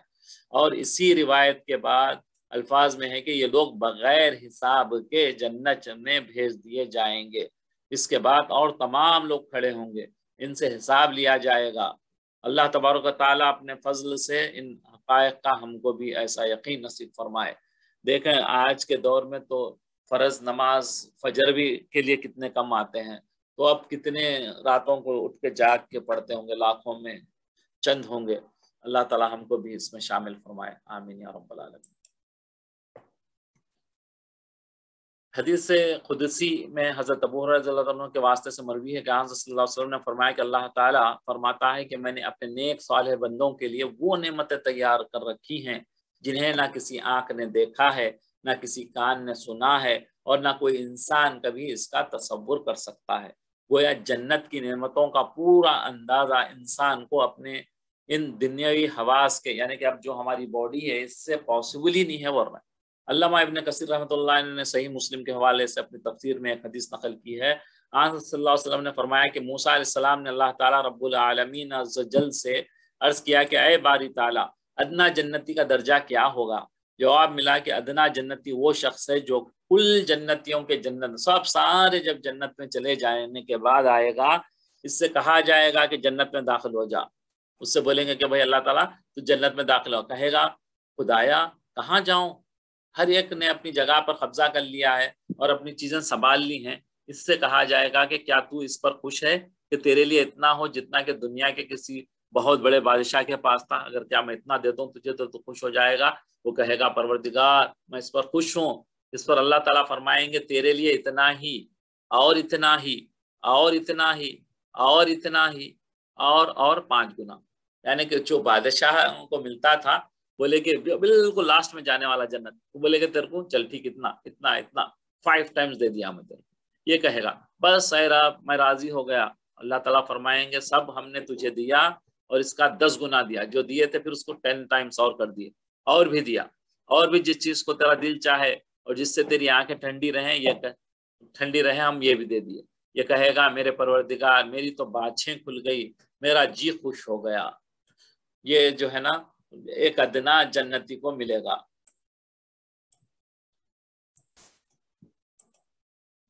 افمن کان مؤمنا کمن کان فاسقا لا یستوون اما الذین آمنوا وعملوا الصالحات فلهم جنات المأوى نزلا بما كانوا يعملون۔ بھلا جو مومن ہو وہ اس شخص کی طرح ہو سکتا ہے جو نافرمان ہو؟ جو گنہگار ہے اور نیکوکار ہے دونوں برابر کیسے ہو سکتے ہیں؟ جو اٹھ کے صبح جو ہے فجر کی نماز کو جاتا ہے، ٹھنڈے میں وضو کرتا ہے، اپنی نیند کو قربان کرتا ہے، اور جو بستر پہ پڑا پڑا رہتا ہے، گرم بچھونوں میں سو جاتا ہے، یا گرمی ہو تو ٹھنڈا اے سی لگا کے سو جاتا ہے، تو کیا دونوں برابر ہوں گے اللہ کے پاس؟ ہرگز نہیں۔ جو اپنا وقت کھیل کود میں تماشوں میں لگاتا ہے، اور جو آپ جیسے اب لوگ جو ہے بیٹھ کے قرآن سن رہے ہیں کچھ دیر کے لیے، تو یہ لوگ اور وہ جو ٹی وی کے سامنے بیٹھے ہیں، دونوں کیا برابر ہوں گے اللہ کے؟ ہرگز نہیں، دونوں کا بہت بڑا ڈفرنس ہوگا۔ تو یہاں پہ یہی فرما رہے اللہ تعالیٰ، مومن اور جو ہے نافرمان دونوں برابر نہیں ہو سکتے۔ اسی طریقے سے جو ہے جو قرآن کا علم سیکھ رہا ہے، جو ٹی وی کے پاس سامنے بیٹھ کے گانے بجانے دیکھ رہا ہے، ڈرامے دیکھ رہا ہے، دونوں برابر ہرگز نہیں ہو سکتے۔ اما الذین آمنوا وعملوا الصالحات فلهم جنات المأوى نزلا بما كانوا يعملون۔ جو لوگ ایمان لائے اور نیک عمل کرتے رہے ان کے رہنے کے لیے باغ ہیں، یہ مہمانی ان کاموں کی جزا ہے جو وہ کرتے تھے۔ اللہ تعالیٰ جو ہے مہمانی کرے گا جنت میں۔ یہاں پہ جنت کا ڈیٹیل ہے، آج میں پڑھنا چاہ رہا تھا جنت اور دوزخ کا، تو کوشش کرتا ہوں میں اس کو کمپلیٹ کروں۔ بسم اللہ۔ جب تمام لوگ دوزخ اور جنت میں داخل ہو چکیں گے تو جنت اور دوزخ کے درمیان، جیسے ہم نے پہلے ہی پڑھا تھا، یہ پھر دوبارہ دوہرا دے رہا ہوں میں، پکارنے والے نے پکارے گا کہ اہل جنت جنت کے کناروں پر آ جاؤ، اور اہل دوزخ دوزخ کے کناروں پر آ جاؤ۔ اہل جنت کہیں گے کہ ہم کو تو ہمیشہ ہمیشہ رہنے کا وعدہ دیا گیا تھا، جنت میں داخل کیا ہے اسی وعدے پہ، اب کیوں ہم کو بلایا جا رہا ہے؟ یہ پریشان ہو جائیں گے کہ بھائی کیوں پھر بلا لیے ہمارے کو۔ اور اہل دوزخ نہایت خوش ہو کر کناروں پہ دوڑ کے آئیں گے، وہ لوگ بھاگ کے آئیں گے خوشی سے کہ بھائی شاید ہمارے کو بھی جو معافی مل جائے گی، مغفرت مل جائے گی۔ جس وقت سب وہ کناروں پر آ جائیں گے تو ان کے مابین، ان کے بیچ میں ایک مینڈے کی شکل کی کوئی چیز لائی جائے گی۔ اس کو جو ہے لوگوں سے کہا جائے گا کہ کیا اس کو پہچانتے ہو؟ سب کہیں گے کہ ہاں جانتے ہیں، کیونکہ کوئی شخص ایسا نہیں کہ جس نے موت کا پیالہ نہ پیا ہوگا، سب مرے ہیں، تو سب کو پتا چلے گا کہ موت کوئی چیز ہے، تو بولیں گے ہاں ہم اس کو جانتے ہیں۔ اس کے بعد اس کو ذبح کر دیا جائے گا۔ کہتے ہیں کہ اس کو حضرت یحییٰ علیہ السلام ذبح کریں گے، پھر وہ پکارنے والا آواز دے گا کہ اے اہل جنت ہمیشہ ہمیشہ کے لیے رہو گے، اب موت نہیں، اور اہل دوزخ ہمیشہ ہمیشہ کے لیے رہو، اب موت نہیں، ہمیشہ عذاب کا مزہ چکھتے رہو۔ اہل جنت اس قدر خوش ہوں گے کہ اگر موت نہ ہوتی تو خوشی میں جو ہے ان کا ہارٹ فیل ہو جائے گا، مر جاتے تھے وہ، لیکن وہاں پہ موت نہیں ہے اس لیے نہیں مریں گے۔ اہل دوزخ اس طرح غمگین ہوں گے، اتنا ان کو غم رنجیدہ ہوگا کہ غم کی وجہ سے ان کا دل پھٹ کے مر جاتے، لیکن وہ بھی جو ہے نا نہیں مریں گے کیونکہ اللہ تعالیٰ موت کو موت دے دی تھی۔ اس کے بعد حکم ہوگا کہ دوزخ کے دروازوں کو بند کر کے اس کے پیچھے بڑے بڑے لکڑیاں لگا دو تاکہ دوزخیوں کو نکلنے کا خیال بھی نہ رہے۔ اللہ ہم سب کو بچائے اس عذاب۔ اور اہل جنت کو جنت میں ہمیشہ ہمیشہ تک رہنے کا یقین و اطمینان ہو جائے گا۔ جنت کی دیواریں سونے کی اور چاندی کی اینٹیں اور مشک و زعفران کے گارے، اس میں جو پیسٹ لگایا جائے گا دونوں کو جوائنٹ کرنے کے لیے، مشک اور زعفران بہت قیمتی چیز ہوتی ہے۔ اس کی سڑکیں اور پٹریاں ہوں گی زمرود کی، زمرود بھی جو ہے نا جیسے خوبصورت اسٹونز ہوتے ہیں، یاقوت، زمرود، یہ سب۔ اس کے باغیچے ہوں گے، باغ ہوں گے، گارڈنز ہوں گے نہایت پاکیزہ ہیں، جن میں بجائے زمرود، یاقوت اور موتی وغیرہ پڑے ہوں گے۔ اس کے درختوں کی چھالیں، اس کے جو اوپر کا جو کیا بولتے ہیں آپ کا اسکن جو ہوگا وہ جو ہے سونے کا ہوگا۔ شاخیں جو ہے اس میں کیا ہوں گے، کانٹے نہیں ہوں گے اور گرنے والے نہیں ہوں گے۔ اس کے میووں میں دنیا کی نعمتوں کی لذتیں ہوں گی، ساری جو لذتیں تھے اس سے بھی بڑھ کے وہاں پہ لذتیں ہوں گی پھلوں میں۔ اس کے نیچے ایسی نہریں ہوں گی جن کے کنارے پاکیزہ جواہرات، وہ بھی موتیوں وغیرہ سے بنے ہوں گے، اس کے کنارے، اس کے بیچز وغیرہ۔ ان نہروں کی 4 قسمیں، ایک وہ کہ جن کا پانی نہایت شیریں اور ٹھنڈا ہے، دوسری وہ ہے ایسے دودھ سے لبریز ہیں نہریں جس کا مزہ انہیں بگڑتا ہے، جو پینے سے جو ہے نا اچھا مزیدار دودھ والا ہوگا۔ تیسری ایسی شراب کی جو نہایت فرحت بخش ہوگی، نہ اس سے وہ شراب پینے سے نہ نشہ ہوگا لیکن مزیدار ہوگی۔ چوتھی نہایت صفاف و شہد کی جو ہے نہر ہوگی۔ اس کی 3 قسم کے چشمے ہیں، ایک کا نام کافور ہے جس کی خاصیت خنکی ہے، بیچ میں ہے یہ۔ دوسرے کا نام زنجبیل ہے جس کو سلسبیل بھی کہتے ہیں، اس کی خاصیت گرم ہے، یہ گرم ہے، ایک جیسے کہ چائے وغیرہ ہوتی ہے ویسے گرم۔ تیسرے کا نام تسنیم ہے جو ہے نا لطافت کے ساتھ ہوا میں معلق ہے، یہ ہوا میں لٹکی ہوئی ہے، یہ نہر ہے یہ۔ ان تینوں چشموں کا پانی مقربین، اللہ کے قریب لوگوں کو مخصوص ہے، لیکن اصحاب الیمین، یہ دوسری قسم کے لوگ جو ہوں گے ان کو بھی اس میں کیا کریں گے، اللہ تعالیٰ پیک جو ہے بوٹلز دیں گے، اس کے ان کو پانی پینے کے لیے دیا جائے گا، گلاب اور کیوڑے کی طرح اس میں سے تھوڑا تھوڑا ملا کر پیا کریں گے۔ وہ جو ہے نا وہ ملا کے پیئیں گے، جیسے زمزم ملا تو ہم تھوڑا ملا کے دوسرے پانی میں پیتے، ویسا وہ لوگ کیونکہ اوپر سے ملی ہوئی تھی تو اس کو کیا کریں گے، تھوڑا تھوڑا ملا کے پیئیں گے۔ اور دیدار الہی کے وقت ایک اور چیز عنایت ہوگی، جب اللہ کا دیدار ہوگا تو اور ایک چیز عنایت ہوگی، شراباً طہورا، یعنی کہ ایک شراب جس کا نام طہور ہے وہ بھی ملے گی، جو ان تمام چیزوں سے افضل ہو، جتنے ہم نے اوپر پڑھے ہیں اس سے بہتر، اس سے افضل ہوگی یہ۔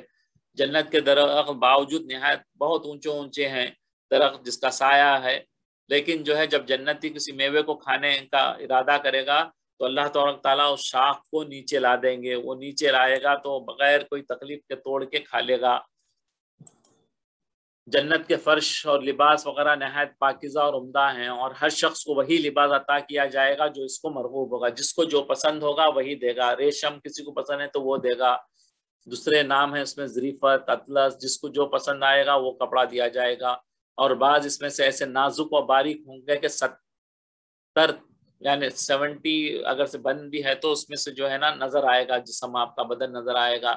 جنت میں نہ سردی ہے نہ گرمی، نہ سورج کی شعائیں نہ تاریکی، نہ سورج کی شعائیں ہیں نہ اندھیرا ہے، بلکہ ایسے حالات ہے کہ جیسے طلوع آفتاب سے کچھ بیشتر ہوتی ہے مگر روشنی میں ہزارہ درجے، جیسے سن شائن جب ہوتا ہے تو جیسی روشنی ہوتی ہے لیکن بہت زیادہ روشنی ہوگی، برتر ہوگی، جو عرش کے نور کی ہوگی، عرش کے نور سے وہ روشنی نکلے گی، چاند سورج کی روشنی کی طرح نہیں ہوگی بلکہ وہ عرش کے اس سے نکلے گی۔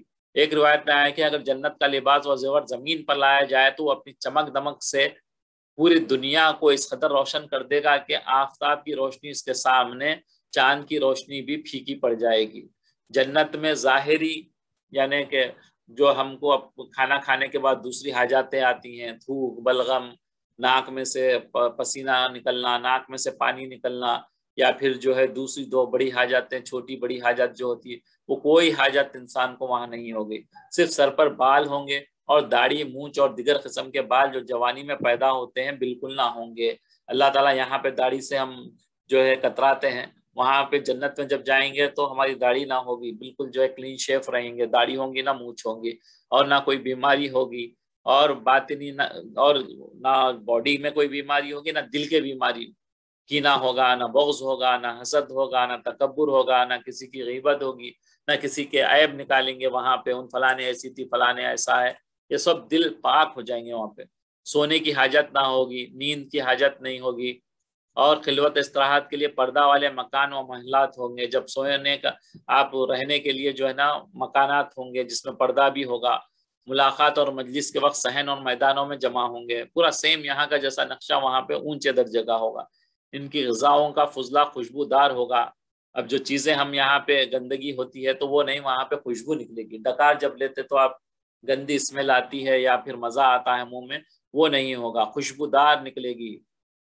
پسینے میں جو ہے عطر کی طرح خوشبو ہوگی، جس قدر کھائیں گے فوراً ہضم ہو جائے گا، بد ہضمی کا نام نہیں ہوگا. سیر و تفریح کے واسطے ہوائی سواریاں ہوں گے، آپ کے ایئر میں آپ کو چھوٹے چھوٹے گاڑیاں دے دیں گے، آپ ہوا میں اڑتے رہیں گے جنت میں. اور تخت ہوں گے جو 1 گھنٹے میں 1 مہینے کا راستہ طے کرے گا، اتنے تیز ہوں گے. جنت میں ایسے برج بنگلے ہوں گے جو ایک ہی یا خود یا موتی میں ہوں گے، ایک ہی اس میں اس کو بنا دیں گے اللہ تعالیٰ، اتنا بڑا ہوگا جس میں جو ہے بنگلہ بنا ہوگا، بلڈنگ بنی ہوگی آپ کی. جوہرات سے رنگ برنگے بنے ہوئے ہوں گے، جن کی بلندیاں جو ہے 60 گز ہوں گے، 60 یارڈ کے اونچے ہوں گے. اہل جنت کی خدمت میں راحت، آشائش اور آرائم وغیرہ کے لیے حور ہوں گے، حور غلام بن کے آپ کے پاس ہوں گے. ازواج موجود ہوں گے. جنت 8 ہیں، جنت 8 ہیں، جن میں سے 7 تو سکونت کے لیے مخصوص ہیں، جن میں رہنے کے لیے. 8ویں دیدار الہی کے لیے. 7 میں جو ہے جنت جس کا جو جس طریقے سے اس نے عمل کیا ہے اس حساب سے ملے گی. لیکن 8ویں میں دیدار الہی، اللہ کا دیدار ہوگا 8ویں جنت کے لیے، جس کو بارگاہ الہی بھی کہہ سکتے ہیں. اہل جنت میں سے ادنا شخص کو دنیائی آرزوؤں سے 10 گنا زیادہ مرحمت ہوگا. دنیا میں جو اس کی آرزویں تھیں اس سے بھی زیادہ 10 ٹائمز اس کو اللہ تعالیٰ دے دیں گے. بعض روایت میں ہے کہ ادنا اہل جنت کی ملک حشم، خدم، اسباب، سامان، راحت وغیرہ اس سال کے مسافت کے برابر پھیلاؤ میں ہوں گے. اور جنت کے بعض بڑے بڑے میوے ایسے ہوں گے کہ جس کی وقت اس کو جنتی توڑے گا تو اس میں سے نہایت خوبصورت پاکیزہ حور مے لباس، فاخرہ بہترین لباس پہنی ہوئی زیور کے ساتھ برآمد ہوگی جب پھل توڑے گا تو وہ، اور اپنے مالک کی خدمت گزار ہوگی. اہل جنت کے قد و قامت مانند، جیسے آپ کی ہائٹ یہ ہوگی حضرت آدم علیہ السلام کی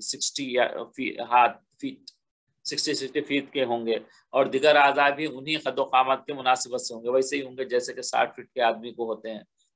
بلا لحاظ صورت نہایت حسین اور جمیل ہوں گے سب، اور ہر ایک عین شباب یعنی جوان ہوں گے وہاں پہ. اور ذکر الہی بے تکلف اس طرح دل اور زبان پر جاری ہوگا جیسے کہ دنیا میں سانس آتی ہے، سانس کے ساتھ جیسے اللہ کا ذکر ہوتے رہے گا. اور جیسا کہ جنت کی نعمتوں سے بدن کو لذت حاصل ہوگی، اسی طرح سے باطنی لذات بھی ملیں گے.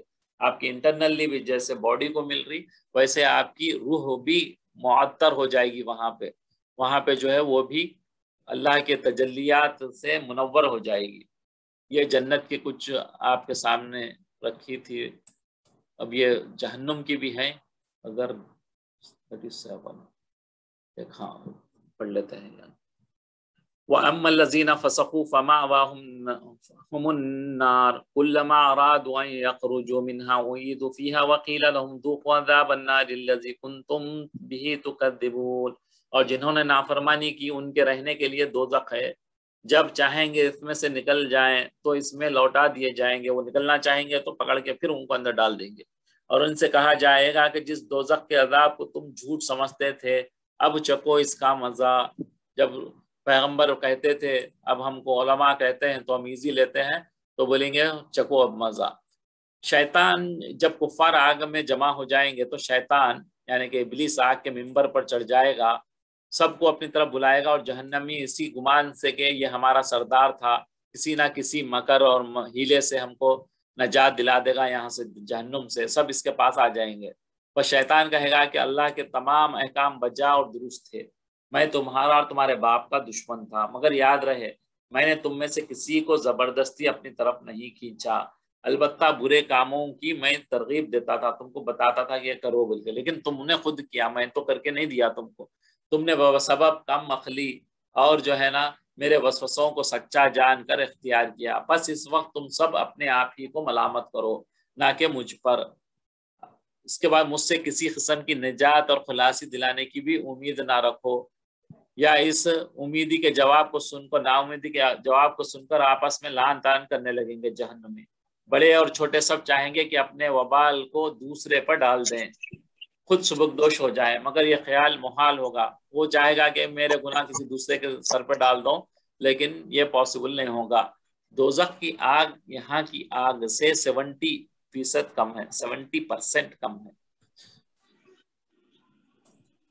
اس کا رنگ شروع میں سفید تھا آگ کا، پھر 1000 برس اس کو جلایا گیا 1000 ایئرس تو رنگ اس کا ریڈ ہو گیا، پھر 1000 برس جلایا گیا تو یہ اب بلیک ہے۔ اس کے 7 طبق ہیں، 7 جو ہے لیئرز ہیں اس کے، اس میں ایک ایک بڑا پھاٹک ہے۔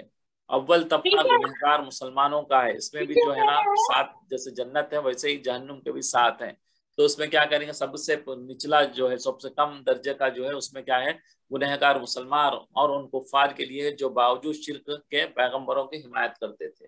یہ بخاری شریف کے حدیث میں ہے کہ حضور صلی اللہ علیہ وسلم نے فرمایا کہ دوزخ میں سب سے ہلکے عذاب والا وہ شخص ہوگا جس کی چپلیں اور ان چپلوں کے تسمے اس کے نیچے کے سول جو ہے آگ کے ہوں گے، ان کی گرمی سے اس کا دماغ اس طرح کھولے گا اور جوش مارے گا جس طرح چولہے پر دیگچی کھولتی ہے، جب آپ برتن رکھتے ہیں چولہے پہ تو کیسا کھولتا ہے ویسا اس کا سر پہ کا بھیجا کھولے گا، اور اس میں جوش آتا ہے اور وہ اپنے ہی کو سب سے زیادہ سخت عذاب میں سمجھے گا، یہ سب سے ہلکا ہوگا لیکن یہ سمجھے گا کہ سب سے زیادہ میرے کو عذاب ہو رہا، حالانکہ وہ دوزخ میں سب سے ہلکے عذاب والا ہے۔ اس پہلے طبقے کے علاوہ جہنم کے دیگر طبقات کفار، مشرکین، آتش پرست، دھریے جو اللہ کو نہیں ماننے والے، یہ سیکنڈ اس میں رہیں گے، یہود و نصارہ، منافقین کے لیے مقرر ہیں۔ ان طبقات میں سے ہر ایک میں نہایت سخت اور قسم قسم کے عذاب اور عجب طرح کے مکانات، ایک مکان ہے جس کا نام غی ہے، جس کی سختی سے باقی دوزخ بھی ہر روز 400 مرتبہ پناہ مانگتے۔ اللہ اکبر۔ ایک اور مکان ہے جس میں بے انتہائی سردی ہے، جس کو زمہریر کہتے ہیں، اور یہ سردی کا عذاب جنات کے لیے ہوگا۔ ایک اور مکان ہے کیونکہ وہ آگ سے بنے ہیں اس لیے ان کو ٹھنڈے کا عذاب ہوگا، اور سردی کا عذاب جنات کے لیے ہوگا۔ اور ایک اور مکان ہے جس کو جب الحزن کہتے ہیں، یعنی غم کا کنواں، ایک کنویں کو جس کو حدال یعنی غاد الپیپ کی کیچڑ کہتے ہیں، استغفر اللہ۔ ایک پہاڑ ہے جس کو سعود کہتے ہیں، اس کی بلندی 70 سال کی مسافت 70 ایئرس تک جب تک چلتے ہیں، اتنا اونچا پہاڑ ہے جس پر کفار کو چڑھا کر دوزخ کی تہہ میں پھینکا جائے گا۔ ایک تالاب ہے جس کا نام حمیم ہے، اس کا پانی اتنا گرم ہے کہ آپ کے ہونٹوں تک پہنچنے سے اوپر کا ہونٹ اس قدر سوج جائے گا کہ ناک اور آنکھیں تک ڈھک جائیں گی، اوپر کا ہونٹ، اور نیچے کا ہونٹ سوج کر سینے اور ناف تک چلے جائے گا اگر وہ ہونٹ تک پانی نہیں چلے گیا تو۔ یہ آب حمیم ہے جو دوزخوں کو پینے کے لیے ملے گا، حلق سے نیچے اترتے ہی پھیپڑے، معدہ اور انتڑیوں کو پھاڑ دے گا۔ ایک اور تالاب ہے جس کو غساق کہتے ہیں، اس میں کفار کا پسینہ، پیپ اور خون جمع ہوتا ہے۔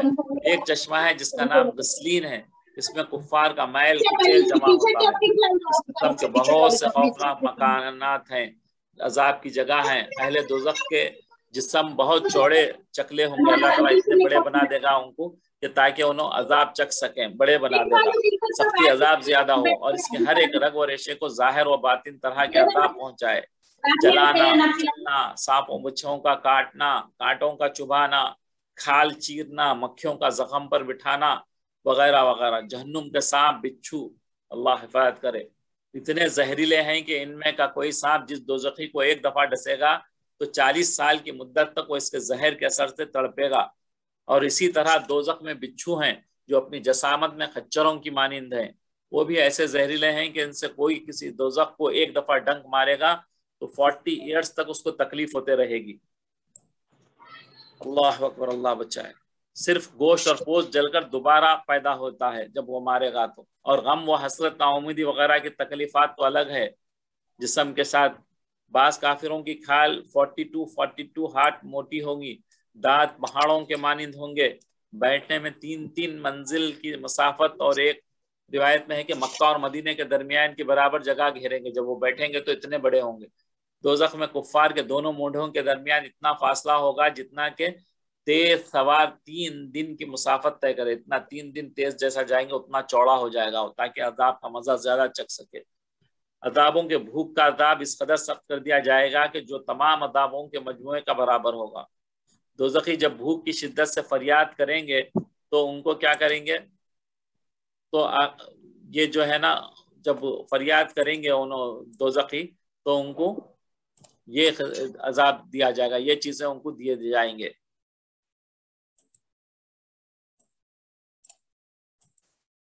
اللہ ہم سب کو بچا. وَلَنُذِيقَنَّهُم مِّنْ عَذَابِ الْأَدْنَىٰ دُونَ الْعَذَابِ الْأَكْبَرِ لَعَلَّهُمْ يَرْجِعُونَ. اور ہم ان کو قیامت کے بڑے عذاب کے سوا عذاب دنیا کا بھی مزہ چکھائیں گے. یہ جو بڑا عذاب جو قیامت کا آنے والا ہے، اس سے پہلے جو عذاب آتے ہیں چھوٹے چھوٹے، وہ اکبر عذاب جو ہے وہ قیامت کو اللہ نے کہا ہے، آخرت کے عذاب کو. لیکن اس سے پہلے جو عذاب آتے ہیں، مصائب آنا، بیماریاں آنا، مشکلیں آنا، آپ کے طوفان آنا، زلزلے، قتل، غارت گری، یہ جنگیں ہونا، یہ سب جو ہے چھوٹا عذاب ہے. وَمَنْ أَظْلَمُ مِمَّنْ ذُكِّرَ بِآيَاتِ رَبِّهِ ثُمَّ أَعْرَضَ عَنْهَا إِنَّ مِنَ الْمُجْرِمِينَ مُنْتَقِمُونَ. اور اس شخص سے بڑھ کر ظالم کون جس کو اس کے پروردگار کی آیتوں سے نصیحت کی جائے تو ان سے منہ پھیر لے. ہم گنہگاروں سے ضرور بدلہ لیں گے. اللہ تعالیٰ کھول کھول کر اپنی آیتیں بیان کیا ہے، اگر وہ نہیں سنیں گے تو انہی کا نقصان ہوگا. اور اس کا بہت اللہ تعالیٰ ان گنہگاروں کو ضرور بدلہ دینے والا ہے ان کے گناہوں کے سبب. تو ہم تھوڑا سا رہ گیا یہ پارا، انشاءاللہ نیکسٹ کلاس میں ہم پڑھتے ہیں. سبحانک اللہم بحمدک نشہد ان لا الہ الا انت نستغفرک ونتوب الیک. اللہ تعالیٰ ہم سب کو جنت الفردوس میں اونچے مقام عطا فرمائے. ہمارے مرحومین کو بھی اللہ تبارک تعالیٰ اونچے اونچے مقام عطا فرمائے، اور ہم سب کو قبر کے ادنا عذاب سے محفوظ فرمائے. اللہ تبارک تعالیٰ ہم سب کی حفاظت فرمائے. آمین یا رب العالمین.